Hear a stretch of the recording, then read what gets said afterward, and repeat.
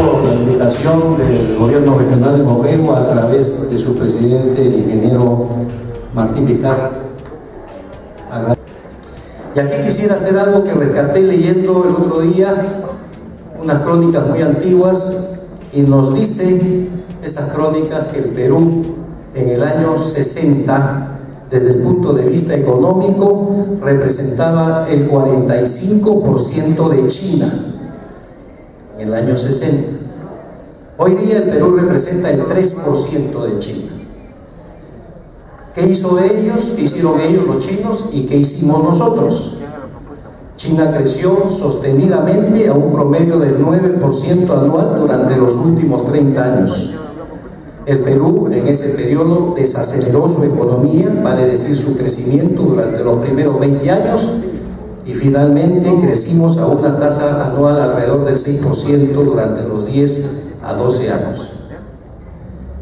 Y aquí quiero hacer una pequeña ecuación respecto a los costos logísticos, que los expositores que me han precedido han hablado muy bien del tema, porque no solamente es trazar una línea férrea, modernizar el puerto, ¿no es cierto?, sino manejar el tema de los costos logísticos. Costos logísticos es igual a conectividad y ello es igual a competitividad.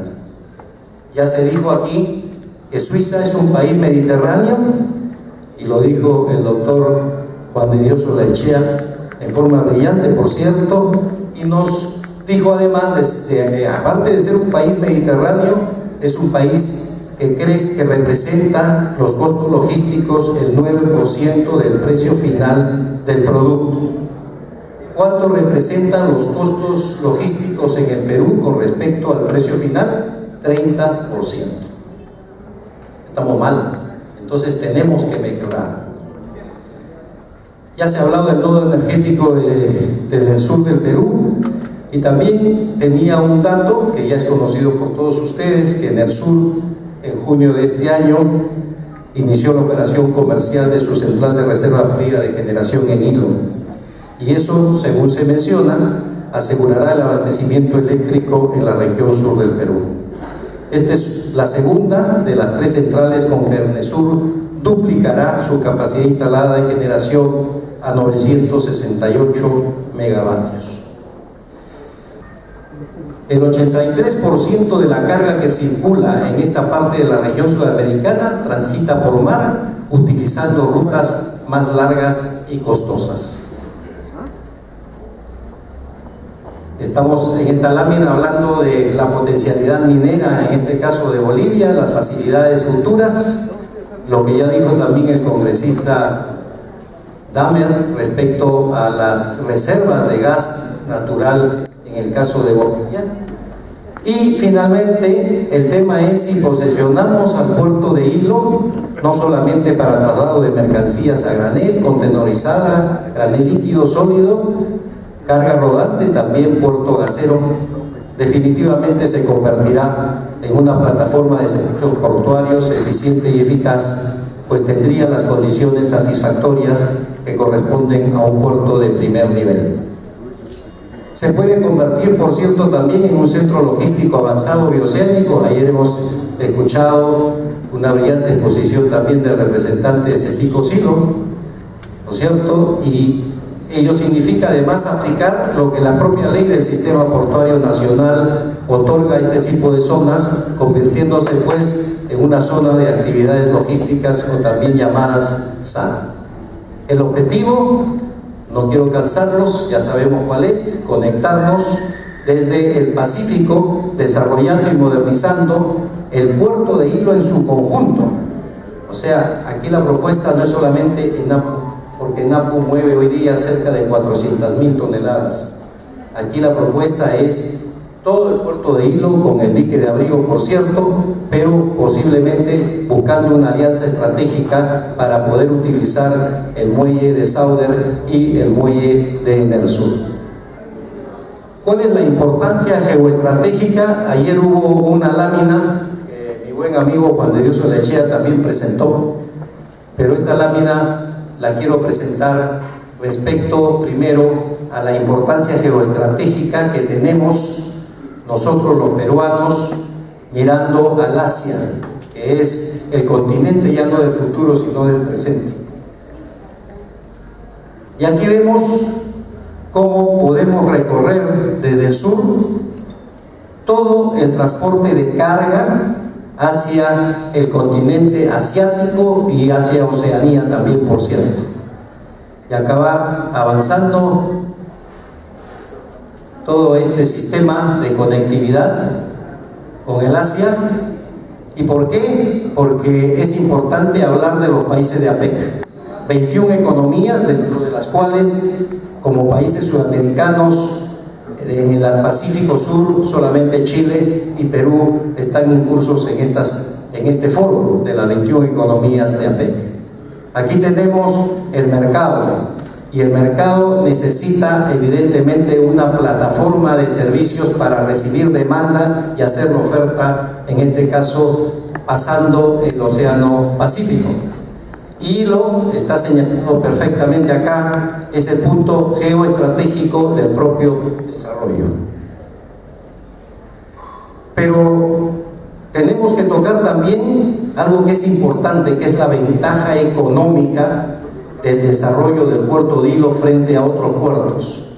Y eso también tiene que ver con la carga que provenga de Bolivia, de Paraguay o de estados de Brasil como Mato Grosso do Sul o Rondônia.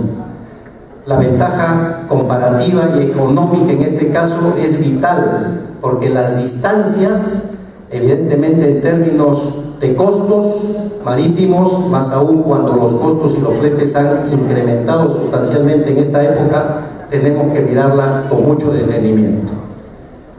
Y por ejemplo, hablamos del puerto de Santos, que es el hub, se dice hub del Atlántico sudamericano, y vemos que tiene varios caminos para llegar a Asia. Uno de los caminos es pasando por el canal de Panamá, donde tiene que hacer cola, tiene que pagar peaje, y ahí se elevan los costos, no solamente por efecto del peaje, sino por efecto de la demora de la cola que tiene que realizar. Y son exactamente 12.800 millas náuticas, la distancia que separa a Santos de China. En este caso estamos poniendo el caso específico de traslados a China, ¿no es cierto?, por el canal de Panamá. Pero hay otra vía, y la vía que puede recorrer es la vía pasando por el llamado canal inglés, en el estrecho sureño, pasando por Chile, donde es muy difícil porque se juntan las dos corrientes del Pacífico y del Atlántico, y ahí tenemos 12.000 millas náuticas de distancia. Y tenemos otro camino que va por el Océano Índico, va hacia la zona del Durban y da la vuelta prácticamente al globo, y tenemos 11.000 millas náuticas que separan a Santos de China por ese camino. Pero hay otro camino para que llegue la carga brasileña de estos estados, la carga boliviana y la carga paraguaya. Y ese camino se llama Hilo. Y esos son 9.800 millas náuticas de distancia a China. Estamos hablando de 3.000 millas náuticas, que significa muchísimo dinero en cuanto al costo de flete se refiere.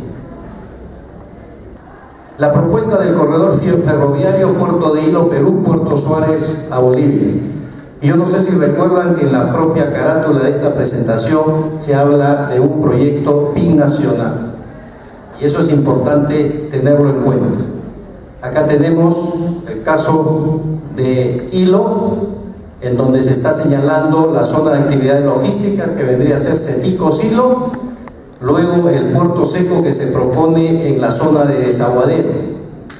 Y vemos cómo vamos a ir recorriendo, porque en esa alianza estratégica al inicio, yo no soy técnico, el técnico es Juan de Dios Olaechea en lo que es ferrocarriles, pero digo que para bajar costos podríamos en una alianza estratégica poder unirnos a la Sauder y utilizar la línea férrea de Sauder que baja a Toquepala en Tacna y sube nuevamente a Moquegua y llega hasta la provincia de Torata en la zona de Cuajón.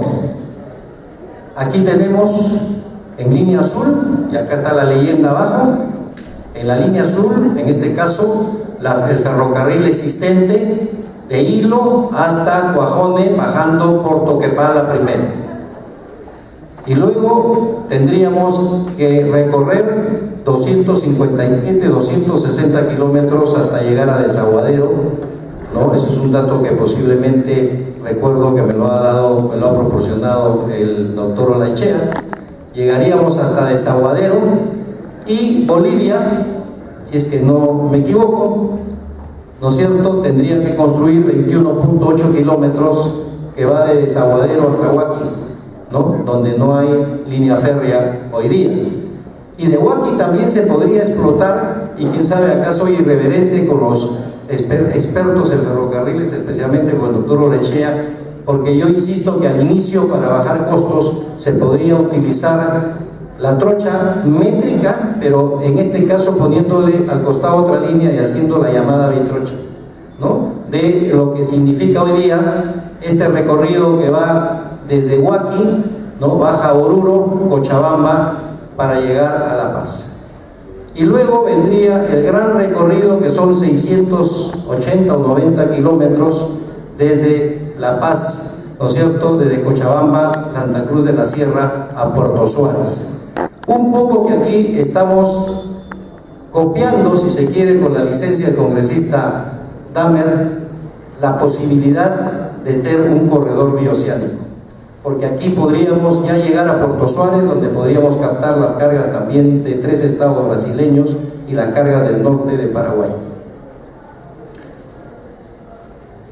Y en el caso de Hilo, como puerto, tendría que, en esta posibilidad de hacer una alianza con Sauder y con Enersur, tendríamos que también hacer una especie de T invertida, ¿no es cierto?, que nos permita unir.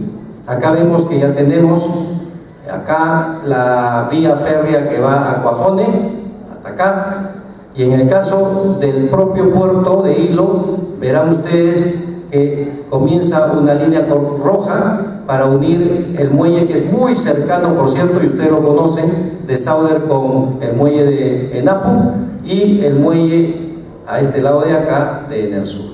Por cierto, se requiere el dique El Abrigo, que ya lo hemos conversado y lo explicó muy bien Jorge Gembes el día de ayer, representante de la APN en Hilo, y en esa forma podríamos tener completo todo este proceso, que la quiero señalar acá. Y acá termino con un poco de nostalgia. El límite del hombre está en la altura de sus esperanzas, decían muchos en la Argentina y en Chile cuando se hablaba del corredor Aconcagua. Pero las esperanzas hoy día las tenemos nosotros, los peruanos y bolivianos que estamos acá. ¿Qué sería de la vida si no tuviéramos el valor de intentar algo?, decía Vincent Van Gogh. Y así termino agradeciéndoles a todos ustedes por haberme soportado unos minutos, agradeciéndole nuevamente al ingeniero Vizcarra, agradeciendo la presencia del congresista Manuel Damer y de todos ustedes, hermanos bolivianos.